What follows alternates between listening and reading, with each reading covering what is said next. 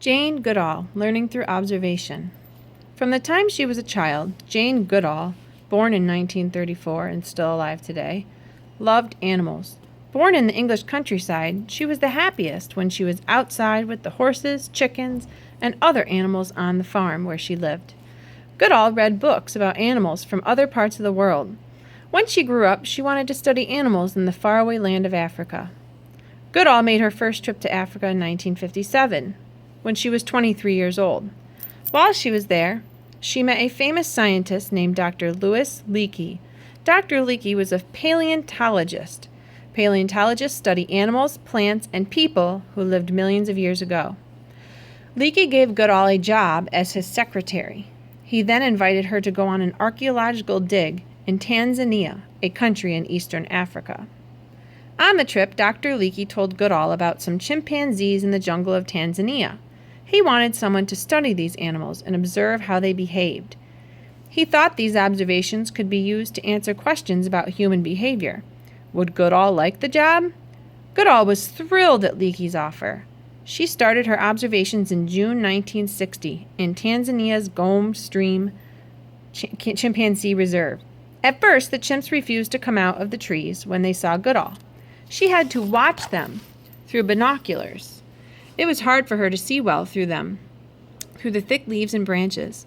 Although Goodall was discouraged, she did not lose her patience. After a few months, the chimpanzees began to accept her. They came out in the open and allowed her to watch them. Eventually, they became very trusting. They would come right up to Goodall and allow her to groom them. It was a sign of respect and affection. Goodall became the first human to observe how chimpanzees raise their young in the wild.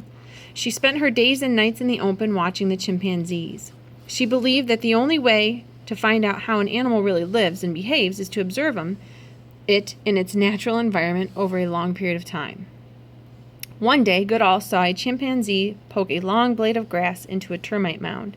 He ate the insects that clung to the grass when he pulled it out. Later, she saw some chimpanzees pulling leaves off a stick to make a termite-catching tool. This was a startling discovery. Up until then, scientists knew that many animals used tools, but they had thought only humans would create tools. Goodall's observations provided first-hand knowledge of the chimpanzee society and behavior. She taught humans a great deal about these amazing animals. Goodall is still working with chimpanzees. She said there is so much to learn that she will never stop discovering things about them. Jane Goodall's work shows how important observation is to scientific inquiry. By going into the wild and observing the chimpanzees in their natural habitat, she was able to learn things about them that no other scientist had known before. Questions to explore. What are the steps involved in scientific inquiry? What is a variable? What is important to remember when you conduct a controlled experiment?